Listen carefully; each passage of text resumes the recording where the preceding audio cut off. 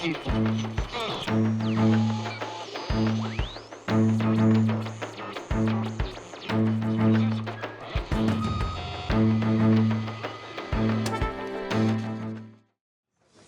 au dernier panel de cette matinée.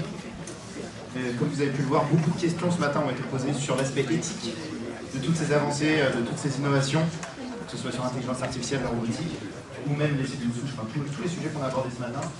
Et ça va être d'ailleurs le sujet spécifique de ce panel. On va parler de cet aspect éthique qui se pose forcément dès qu'on parle de ces sujets. Et pour commencer ce panel, je vais donner la parole à Jean-Michel Beignet, professeur de philosophie à l'Université Paris-Sorbonne, et qui s'est souvent intéressé à la relation qui unit la technologie et l'homme, et donc forcément depuis quelques années à ces thématiques qu'on aborde maintenant. Merci. Bonjour à tous. Oui. Bon, donc quand on aborde les questions éthiques, on aborde forcément les questions de deux mots. De quoi parle-t-on en l'occurrence, lorsqu'on parle d'humain augmenté? La réponse que je vous proposerai, sachant que nous avons parlé de... Si le micro marche, je pense que ça ne marche pas du tout. il marche, faut juste qu'il augmente alors. Non, mais toi tu tiens bien, on t'entend bien. Oui, je sens pas. Ouais, c'est parce que je pense qu'il faut qu'il soit plus... D'habitude on le met comme ça, mais là j'ai l'impression Oui, c'est bien. La technologie est encore extrêmement rudimentaire.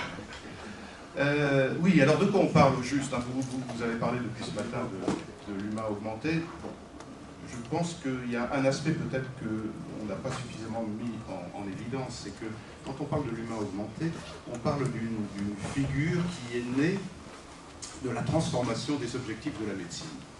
Et ça me paraît important à dire. Alors je le dis rapidement puisque je n'ai que 15 minutes, mais bon, je pense que on n'est sûrement pas suffisamment sensible au fait que la médecine s'est considérablement transformée et que le lexique avec lequel elle fonctionne est lui très significatif. Nous parlons d'une médecine qui répare, nous parlons d'une maladie qui est une panne, nous parlons de moins en moins d'une médecine qui soigne. C'est à mon sens extrêmement important de bien voir que dans les mots mêmes, il est impliqué que nous avons opté pour une conception mécaniste du vivant.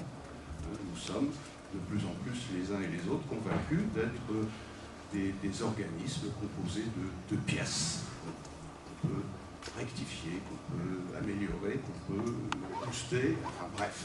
Donc ça, c'est une évidence anthropologique qu'il faut, je pense, rappeler.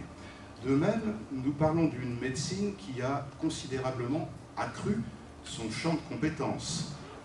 La compétence traditionnelle du médecin qui consistait à supprimer la maladie et donc à assurer en nous le silence des organes, cette médecine-là, elle a disparu. La médecine est depuis au moins 1946, date à laquelle l'OMS a proposé une nouvelle définition de la santé. La médecine aujourd'hui, elle est préposée à satisfaire le bien-vivre.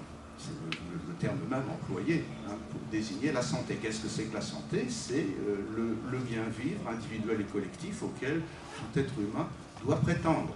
De sorte que le médecin se voit attribuer une compétence exorbitante. Le médecin est responsable de votre bien-vivre, autrement dit de votre bonheur, bien plus que le curé ou le philosophe.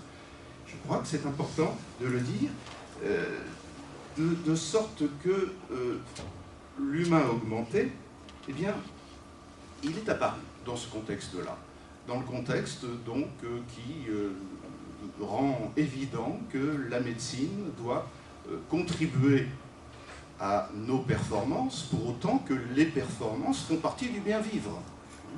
Nous avons le sentiment que c'est parce que nous sommes performants que nous vivons bien. Et donc le médecin, il est dans cette veine-là. Et très naturellement, eh bien, la notion d'humain augmenté s'est trouvée annexée au lexique de la médecine. Et nous en parlons presque maintenant comme de quelque chose qui serait tangible. Dans le détail, l'humain augmenté, on ne peut pas ne pas le souligner, il est né de la possibilité offerte par l'humain diminué de recevoir le fruit des innovations technologiques. Hein. On ne mesure pas suffisamment que l'humain augmenté est né de l'humain handicapé. Hein. C'est le handicapé qui a donné lieu à l'humain augmenté. Bon, il y a des grandes figures comme ça, Pistorius, etc., qui sont bien connus, ou ce que draine l'imaginaire cinématographique est clair aussi. Donc, il a fallu, au fond, s'emparer de l'humain diminué pour songer que, quitte à réparer l'humain, autant le faire bénéficier effectivement des innovations technologiques de pointe et profiter de lui remettre une prothèse qui va le booster. Hein. Et donc, l'humain diminué a donné lieu à l'humain augmenté assez naturellement, assez logiquement. Alors tout ça, ça nous permet peut-être d'être plus précis lorsque nous parlons de cet humain augmenté. Ça permet d'écarter tout de suite les objections qu'on fait souvent quand on parle d'humain augmenté. On dit, bah oui, moi je suis augmenté parce que je porte des lunettes, parce que j'ai un sonotone, parce que j'ai une hanche en titane, etc. Mais non, pas du tout. Là, on est dans l'ordre de l'humain, disons, réparé, sobrement réparé, de sorte qu'il est conforme finalement aux standards de l'humanité. Il répond aux normes qui sont celles de l'être valide. Non, l'humain augmenté, il est doté de nouveaux pouvoirs, de nouvelles facultés. Il est boosté, encore une fois, sur le terrain cognitif comme sur le terrain sensorimoteur. Hein, donc, il est celui dont on a accru la mémoire, le pouvoir de concentration, la vision, puis, bon, grâce à la manipulation des cônes et des bâtonnets, que sais-je, il est équipé d'exosquelettes, etc. Bon, c'est cela déjà l'homme augmenté d'une manière basique, hein, et c'est pour ça que c'est dans le champ sans doute du militaire qu'on est le plus en pointe sur ce terrain-là. Et puis, bah, l'humain augmenté dont nous parlons de plus en plus, on sait qu'il résultera d'une manipulation génomique, celle dont a pu parler Pierre Tambourin ce matin. Je ne sais pas s'il a évoqué CRISPR-Cas9, hein, ce fameux ciseau moléculaire qui défraie la chronique aujourd'hui, hein, et qui permet d'éditer le génome sur la base de quelque chose comme un copier-coller. Bon, et qui donne à penser, déjà, et qui donne à faire, même déjà peut-être aux Chinois, donc qui donne à penser que à court terme, au moyen terme en tout cas, on pourrait importer des gènes dans les gamètes et les embryons, des gènes qui permettraient finalement de produire des facultés inédites. Bon, pourquoi pas le gène de la chauve-souris qui nous permettrait d'avoir l'audition par écholocation qui caractérise la chauve-souris, ou une sensibilité aux ondes électriques qui résulterait de l'importation du gène responsable de cette compétence chez le requin, etc. etc. Donc bon, les transhumanistes sont tout à fait, se sentent tout à fait fondés à imaginer qu'à terme, l'humain augmenté pourra disposer de 7, de 9, de 12, de 15 sens, hein, qui lui permettront effectivement d'avoir autant de fenêtres ouvertes sur le monde et d'avoir une approche du monde qui serait radicalement nouvelle. Bon, cet humain augmenté, il faut aussi qu'on se voit que si nous en parlons autant et si nous misons tellement sur lui, c'est qu'on considère qu'il sera adapté à un environnement technologisé, le nôtre, et un environnement qui réclame des performances, qui réclame la gestion d'automatisme, qui réclame de la réactivité, etc. etc. Donc cet humain augmenté, bon, il nous apparaît de plus en plus comme l'évidence que nous avons à réaliser dans une société qui est volontiers concurrentielle, basée sur la vitesse, sur l'accélération, sur la réactivité, comme je le disais tout à l'heure. Bon, bref, de quoi parle-t-on? Là, vous voyez, on parle d'un être susceptible de recevoir de plus en plus les bénéfices de cette médecine qu'on nomme de plus en plus connectée, hein, qui sera personnalisée, qui sera prédictive, hein, et qui nous permettra d'obtenir effectivement les bénéfices que mettent en avant les transhumanistes lorsqu'ils mettent tellement l'accent sur la longévité illimitée. Et même, bon, pourquoi pas, qui obéirait au fantasme, enfin qui s'inscrirait dans le fantasme d'immortalité, sachant que, encore une fois, l'immortalité serait à portée de nos moyens si nous réalisions des organes artificiels que pourraient permettre, pourquoi pas, les IPS dont on m'a parlé tout à l'heure, parce que, au fond, la prospective ouverte aux yeux des transhumanistes, vous comprenez que je parle au second degré, évidemment, ici, la prospective ouverte par les IPS, par ces cellules pluripotentes induites, bon, c'est la possibilité, effectivement, de créer à la demande les organes qui paraîtraient déficients chez nous et qui nous permettraient effectivement de rebondir à chaque fois. Et puis ce fameux mind uploading, ce téléchargement du cerveau sur des puces ininaltérables qu'on pourrait implémenter à droite et à gauche, sur d'autres corps, etc. Tout ça fait partie de l'imaginaire ouvert par l'humain augmenté, de sorte que aujourd'hui, bon, même si on ne sait plus très bien dans le public où est la limite entre le possible et le réel, hein, on s'aperçoit qu'il y a des éléments de plausibilité qui permettent de donner consistance à la prospective de l'humain augmenté. Alors les problèmes éthiques que ça pose, ben, j'irai hélas assez rapidement. D'abord, je m'emploierai à dire immédiatement que quand on parle d'éthique, il faut bien savoir qu'on ne parle pas de morale. La morale et l'éthique, c'est deux choses différentes. Hein. Sachons s'en souvenir. Hein. La morale a affaire à l'ordre du permis et du défendu. Hein. L'éthique, c'est toujours la tentative de répondre à la question comment bien vivre. Comment bien vivre, individuellement, collectivement, c'est la question du bien vivre. Hein. Et ça me paraît important à souligner. Et la question de l'éthique, ça n'est pas non plus seulement la question de l'évaluation des bénéfices et des risques, hein, que, en général, quand on parle des technologies, on se borne à cela. Hein. Les nanotechnologies, est-ce que ces bénéfices, est-ce qu'il y a des risques? On croit qu'on a résolu le problème éthique, alors que les gens, simplement, ils se demandent simplement pourquoi est-on obligé de vivre dans un monde qui consacre autant d'argent à la maîtrise de l'invisible, etc., etc. C'est tout autre chose. Alors cet humain augmenté, ben, il pose évidemment des problèmes éthiques, d'abord relatifs au fait qu'il est considéré comme manipulable, comme technologiquement perfectible. Donc cette vision mécaniste de l'homme que j'évoquais tout à l'heure, elle fait problème. Elle est un problème éthique en soi. D'abord parce que si on considère l'humain de manière mécaniste, bah, on est conduit à ne pas le distinguer de l'animal et à ne pas le distinguer de la machine. Donc potentiellement, on pourra agir avec l'humain de la même manière que nous agissons avec les animaux, même si on est de plus en plus doux avec eux, et potentiellement de la même manière que nous agirions avec des humains androïdes, tels que l'imaginaire de la science-fiction nous le suggère. Au fond, l'humain augmenté, je le dis souvent, c'est un humain simplifié. C'est un humain qui est réduit à son fonctionnement élémentaire. C'est un humain qui est réduit volontiers à ses métabolismes biologiques. Et la question éthique, elle est donc tout naturelle.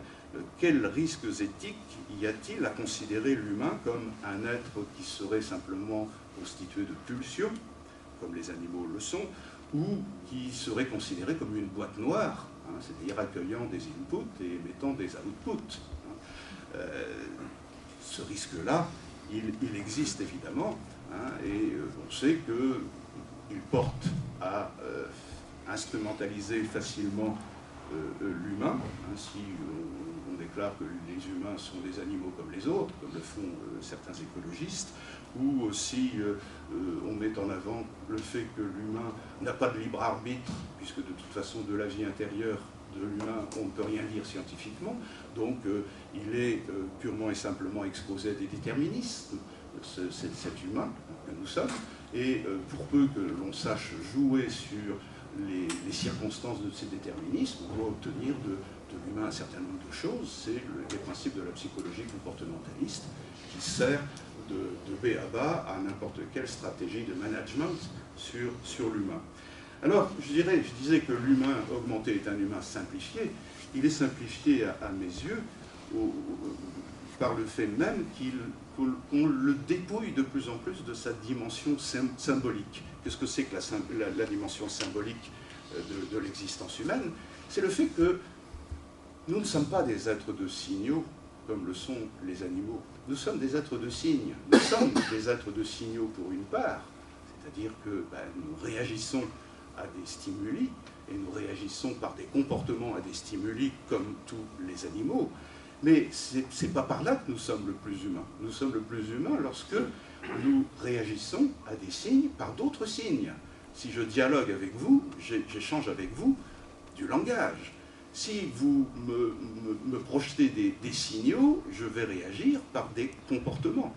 Or, les technologies que nous développons, qu'on le veuille ou non, sont des technologies qui nous réduisent à des êtres de signaux. J'ai beaucoup aimé l'exposé de tout à l'heure, parce qu'il est à la limite, j'allais dire, un petit peu désespéré, parce qu'on essaie de défendre la cause du langage au sein de l'intelligence artificielle, dans un contexte où, précisément, on voit bien que ce dont on voudrait se défaire, c'est précisément du langage. Parmi les transhumanistes, vous en avez certains qui jouent franc jeu et qui disent que, finalement, le langage, c'est la pire des choses dans l'humain. Le langage est responsable des mensonges, le langage est responsable des conflits, le langage est responsable de la dissimulation, etc. Il faut de la transparence, et la transparence maximale, elle sera réalisée le jour où nous communiquerons de manière télépathique, le jour où on saura convertir nos circuits synaptiques en ondes électromagnétiques et que nous serons équipés les uns et les autres d'émetteurs et de récepteurs d'ondes électromagnétiques, nous n'aurons plus besoin de parler. Nous serons d'emblée dans l'immédiateté de la relation.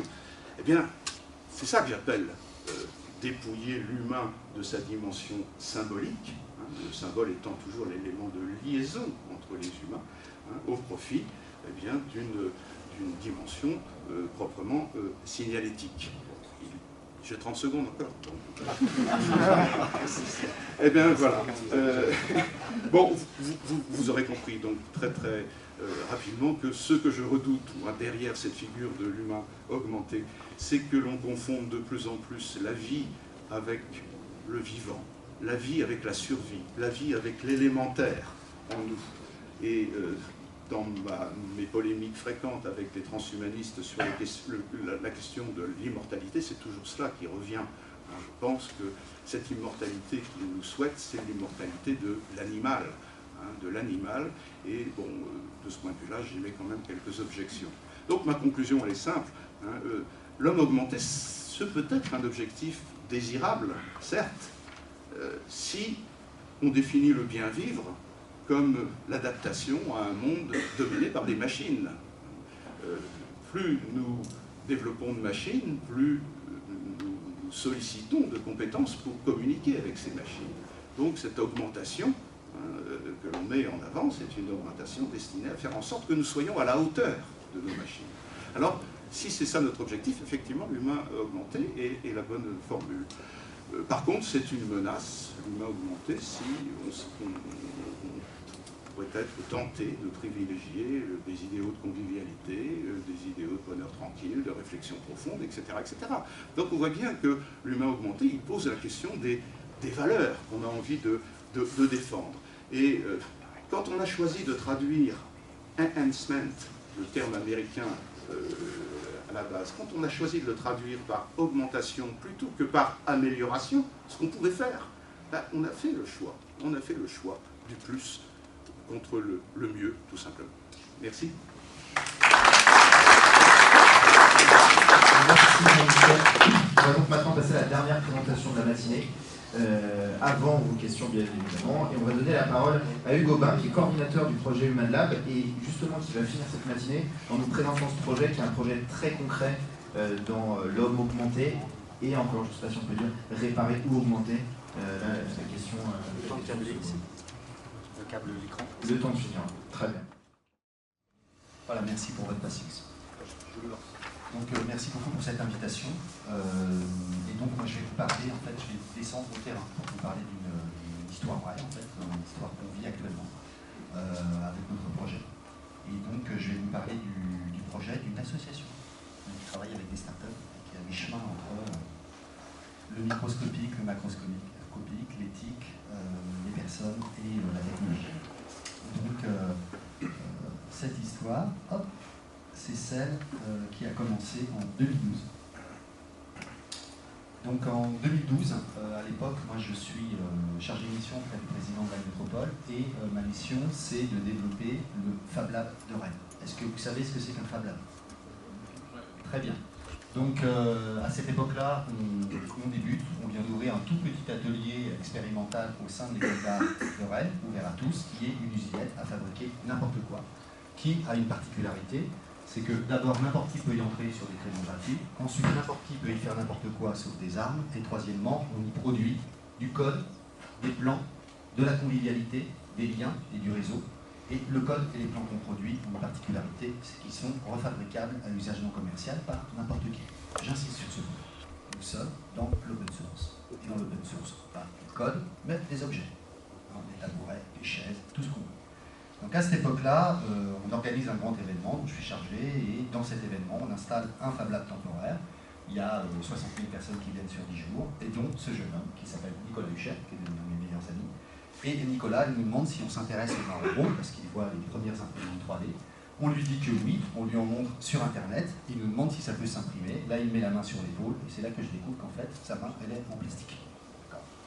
Et donc, en effet, Nicolas, c'est un amputé du membre supérieur qui s'est fait broyer l'avant-bras droit à 18 ans en tant qu'ouvrier mécano. Et il dit, si ça existe des mains robots, pourquoi je ne m'en ferais pas une? Et on lui dit, pourquoi tu veux t'en faire une? Il dit, parce que c'est génial ce que je vois sur YouTube, c'est fabuleux ce que je vois à la télé, mais ce que me rembourse la sécurité sociale, c'est très très très loin. Donc moi je veux une main qui ait 5 doigts séparés, qui puisse être déplacée par des contractions musculaires, avec le rêve de jouer un jour de la guitare, du piano et de la batterie. Et comme j'ai pas de sous, ce qu'on va faire, c'est qu'on va essayer d'en fabriquer une à moins de 1000 $, puisque ça vaut le prix d'une voiture. Donc ce qu'on fait, c'est qu'on la fabrique. Donc ça prend à peu près 3 mois. On fait un premier prototype, que vous voyez à l'écran. Donc ce prototype, on l'a démontré sur un événement. Et à l'époque, et c'est toujours le cas, n'importe qui peut poser un projet d'objet sur le Fab Lab, donc sur le portfolio, avec un titre, un descriptif, une image. Le projet de Nico, comme c'est un Nicolas et qui veut faire une main bionique, il l'appelle Bionico. Et puis, dans le garage de Samy, chez moi, Nicolas apprend à utiliser une imprimante 3D, quelques sortes de modélisation 3D. On choisit un modèle de main qui, à l'époque, est une main d'un robot humanoïde français très connu, créé par Gaël Dangelin, qui s'appelle le robot InMove. C'est pas Roméo, de Meria qui a des millions de dollars, c'est un robot à moins de 1000 $ qui peut se répliquer sur une machine qui fait 14 cm par 14 cm, mais qui est répliquée aujourd'hui à 180 unités dans le monde. Et donc, on prend cette main et on met les moteurs à l'extérieur. On utilise des capteurs de contraction musculaire à moins de 25 $ open source. Donc, on peut souder nous-mêmes, refabriquer nous-mêmes. Et puis là d'ailleurs, vous voyez qu'il y a des morceaux de Lego, il y a un morceau de boîte de Nesquik d'ailleurs, parce que vous avez chaque carton sur son bras. Seulement le miracle, c'est qu'elle s'ouvre, qu'elle se ferme et qu'il la pilote vraiment avec le muscle. Et donc, en gros, il y a une frontière qui n'est pas une frontière technique qui est passée, il y a une frontière psychologique qui est passée. La frontière psychologique qui est passée, c'est possible. Donc ça veut dire que moi, handicapé qui ne connais rien, en moins de 3 mois, je peux non pas arriver à faire aussi bien que l'industrie, mais je peux arriver à rassembler autour de moi une communauté qui me rend capable de faire quelque chose dont les plans peuvent être améliorés par n'importe qui dans le monde pour faire moins bien que l'industrie, mais pour tous ceux qui ne peuvent pas se le payer. Et ça intéresse tellement de gens que j'ai 60 mails par semaine. Ça, c'est rigolo comme découverte. C'est pas une découverte technique. C'est une découverte humaine. C'est une découverte que je ne suis plus un handicapé, je deviens un porteur de projet. Donc ça, c'est une première chose qui nous intéresse. Donc à ce moment-là, quand on montre cette main, il y a des copains qui s'occupent de la Maker Faire à Rome, qui est un gros rassemblement dans lequel il y a du grand public, des bidouilleurs, des startups et des gens qui inventent des objets. Celle de Paris s'est tenue récemment, vous étiez peut-être. Il y avait, je crois, 65 000 visiteurs, organisés par une startup rennaise, avec Berthier 8 et sa bande de Rennes. Et là, entre 2013 et 2014, d'abord Nicolas est invité à Rome. À Rome, on a déjà amélioré la main. Il a un label avec le Maker Soft Merit, il est interviewé par la Rayuno. La BBC passe par là, France 4 passe par là. Il lui paye un déplacement d'1 mois aux États-Unis pour aller dans les meilleurs labos qui travaillent sur les mains bioniques, dans les universités. On regarde sur Internet. Et en fait, ce qui se passe, c'est que la vie de Nicolas, elle change. Elle change pourquoi? Parce que chaque petite contribution qui est faite et qui est versée en open source permet de progresser sur sa main. Chaque progrès qui est fait sur sa main, peut être scindé dans une catégorie, technique. Comment éliminer les bruits dans les signaux de muscles, comment avoir du couple pour serrer plus fort, comment faire que ce soit réplicable ailleurs. Il y en a, ils vont prendre telle ou telle tranche qui les intéresse, puis sur la main russe, sur la main brésilienne, sur la main anglaise, ils vont le faire. Très souvent des universitaires, très souvent des parents et des familles handicapées, très souvent maintenant c'est plus le cas, puisque maintenant on a des startups qui vendent des mains bioniques open source, comme Open Bionics à Bristol, avec qui on travaille sur le nouveau modèle maintenant. Donc en gros, ce qui se passe, c'est que là, on découvre qu'il y a beaucoup de potentiel. Et ce potentiel, en fait, il est lié au fait que, vous le savez peut-être, puisqu'on parle de haute technologie, il y a moins de 20% des humains qui ont besoin d'une prothèse qui y ont accès sur la planète.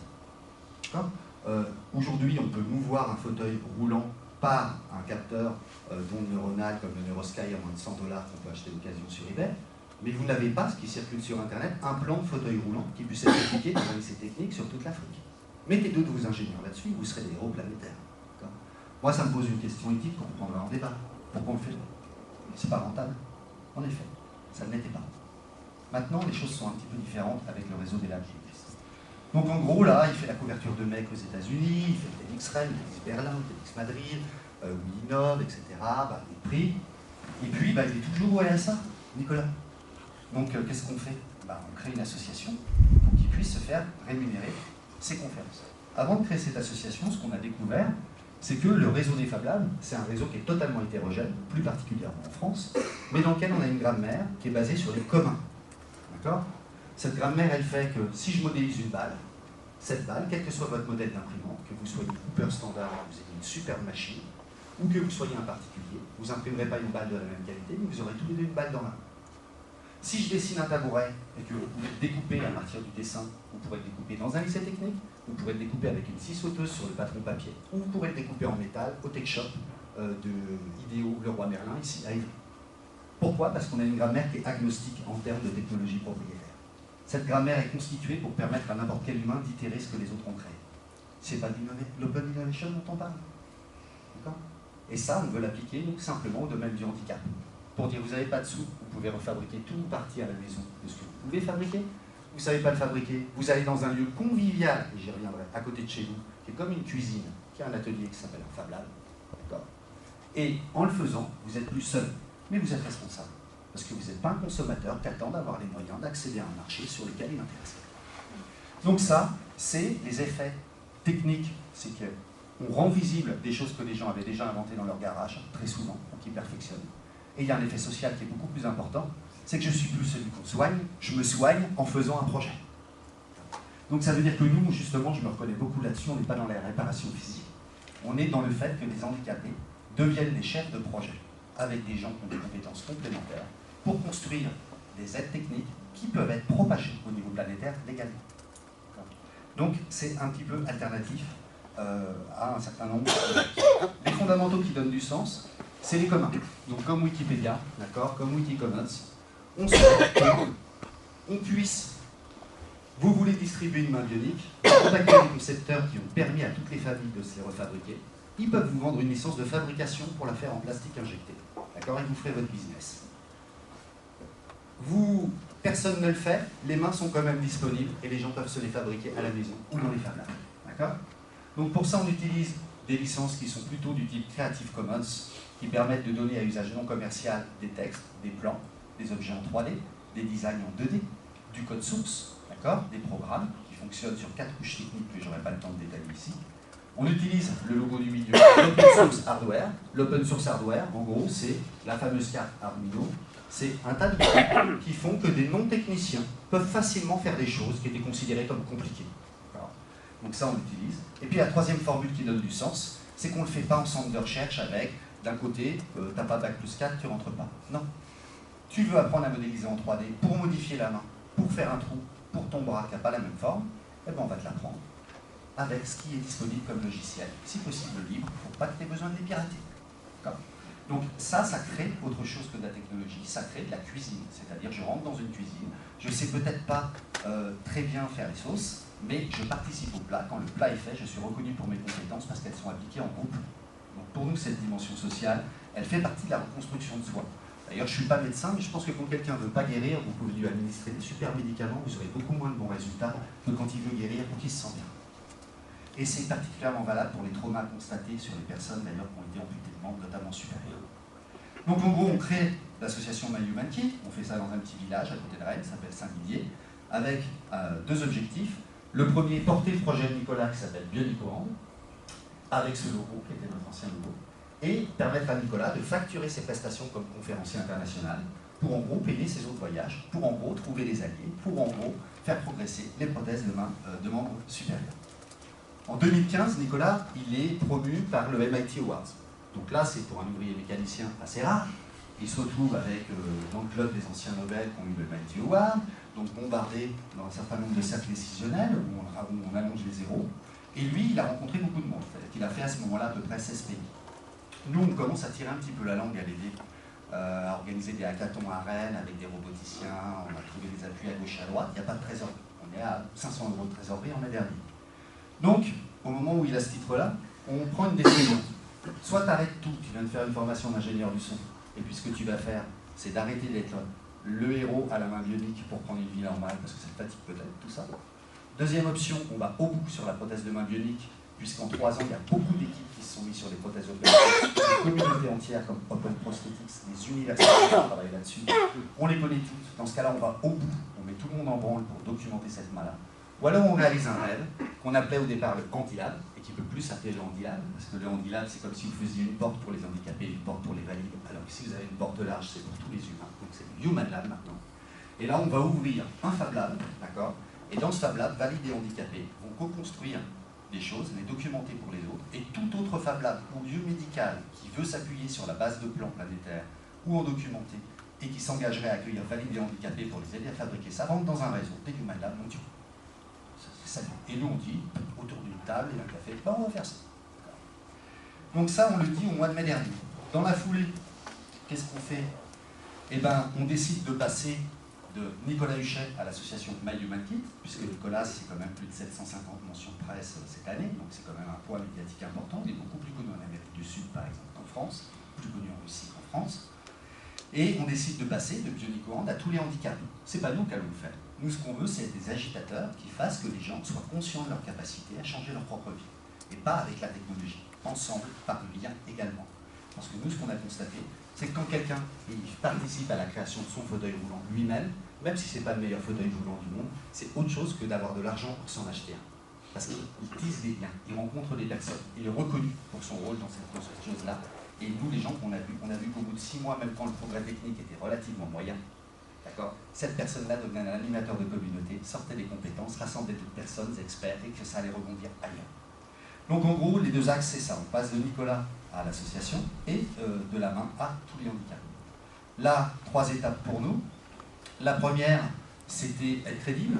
Donc pour commencer, il faut dire aussi qu'en 2015, on a, dans la foulée, déposé un dossier Fondation de France, demandé une subvention à la région Bretagne, en tant qu'association 1900, et candidaté au Google Impact Challenge, première édition, en France. Il se trouve qu'on a été dans les lauréats. Donc on a eu 200 000 € de Google, on a eu 120 000 € de la Fondation de France, on a eu 40 000 € d'équipement de la région Bretagne. On a vendu à tout le monde un programme, qui n'est pas un programme de start-up, sauf qu'on est un peu dans les mêmes dynamiques d'amorçage et de levée de fonds. Étape 1, pour être crédible, on fait simplement 5 prototypes comme figure imposée, d'accord, qui sont du truc à 30 $ qu'on peut faire à la maison, jusqu'au truc haut de gamme technologique pour chatouiller les professionnels. Donc en gros, il y en a un, c'est la suite du projet Bionico, d'accord, donc une prothèse de main bionique, actionnée par les muscles à moitié de $, réplicable à usage non commercial partout sur la planète. Deuxième projet, un gansonar ultrason pour aveugle qu'on peut faire un papa pour son fils, pour s'amuser, qui ne prétend pas être une canne, mais qui permet d'apprendre les technologies pour savoir les utiliser. Le gansonar ultrason qui est largement diffusé depuis hier en termes de documentation par Mercury. Troisième, un fauteuil roulant open source, une version électrique américaine documentée en français et améliorée, d'accord, à moins de $1000 pour les enfants. Une deuxième version que moi j'appelle le milieu, qui serait un fauteuil roulant pour les pays du Sud, réplicable sur les pays d'Afrique, notamment avec le Fab Lab de Ouagadougou, qu'on connaît bien, et qui servira d'exemple pour essayer dans 6 pays. Une prothèse auditive, histoire aussi là, de chatouiller cette histoire de quintuplement du prix des prothèses auditives haut de gamme que je ne peux pas régler moi-même, alors que finalement il y a des dynamiques très simples qui permettraient de s'en faire avec des postes de pièces de radio dans beaucoup de pays du monde. Mais c'est pas grave puisqu'ils ne sont pas solvables. Donc tout ça, ça nous intéresse. Et puis le dernier, c'est de dire que la technologie c'est un outil. Donc autrement dit, nous par exemple, sur les sourds et malentendants, c'est un handicap qui est parmi les plus lourds parce qu'il touche aussi à la communication avec l'autre. Nous, on veut par exemple que les malentendants ils puissent, avec un autre sens, ressentir le son et l'exprimer pour jouer avec des entendants. Symboliquement, c'est important, c'est ce qu'on appelle le ressenti sonore. 4 de ces projets ont été réalisés physiquement par 50 bénévoles sur les championnats du monde des métiers des personnes handicapées. On a organisé un gros hackathon au mois de mars. Donc, deuxième étape, ça c'est jusqu'à mi-2017. Deuxième étape, mi-2017, même avril, on ouvre un atelier, donc un Fab Lab, homologué par la Fab Foundation, de 400 mètres carrés, dans lequel, en gros, on aura 4 salariés à la base, plus des contrats aidés, des personnes qui sont reconnues travailleurs handicapés. Et là, on fait ce qu'on sait faire, nous, puisqu'on vient de ce monde-là, c'est-à-dire de la cuisine. Il y a en gros, quand on rentre, non, on n'est pas dans la performance, où on a le droit à l'erreur, où on apprend des savoirs, où on prototype, et on le fait valide, handicapé, entreprise, structure. Et on a des gros mécènes qui disent, oui, nous, on est là-dedans. Oui, nous, ça nous intéresse. Oui, nous, on ne fait pas que du sous-brevet. On met aussi des billes dans de l'open source à côté. Il y a peut-être des bonnes idées qui vont sortir de la communauté. Nous, on saura les miniaturiser. Mais n'importe qui pourra les faire en gros.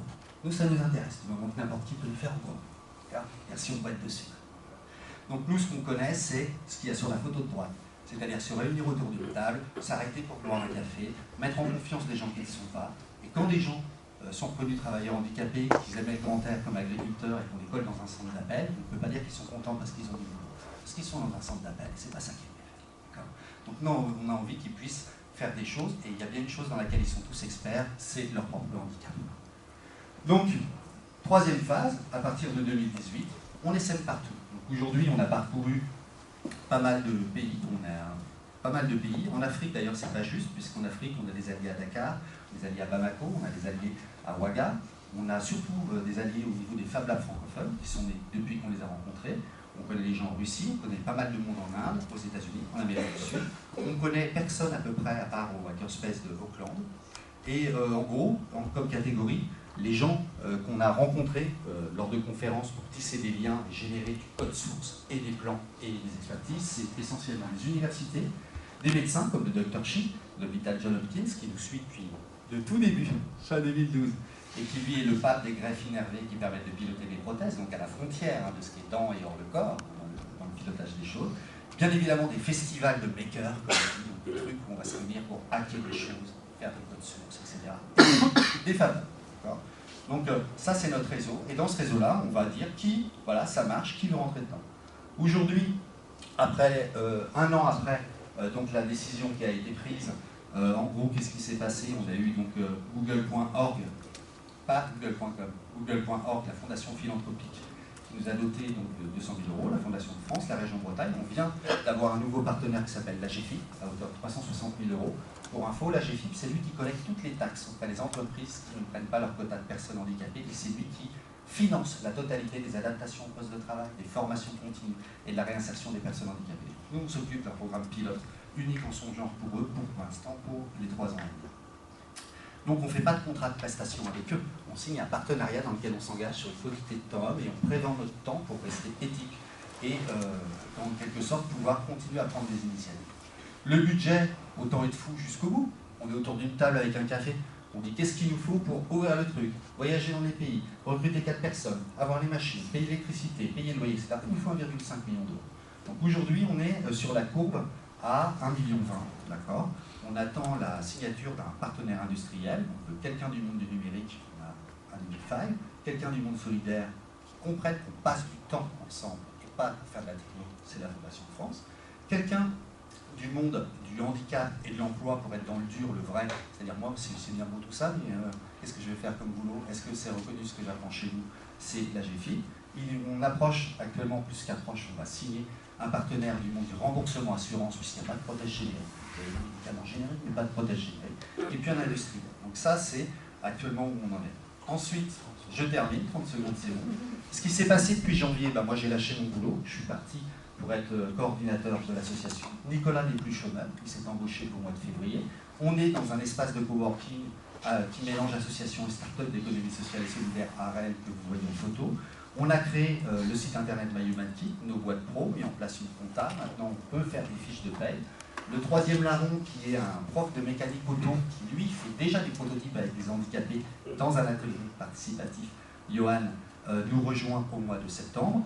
Comme il y a beaucoup de boulot, on prend un contrat aidé, d'ailleurs quelqu'un qui est au RSA, qui est une hackeuse très très douée, vendredi, en fait, qu'on recrute plutôt que prévu.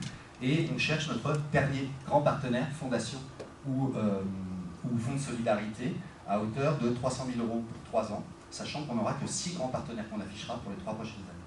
Donc ça, c'est le projet que vous pouvez trouver sur myhumankit.org, que je vous invite à visiter, et on va répondre avec M. Bélier à toutes vos questions un petit peu, sachant que je reviens au terrain. Merci pour votre attention.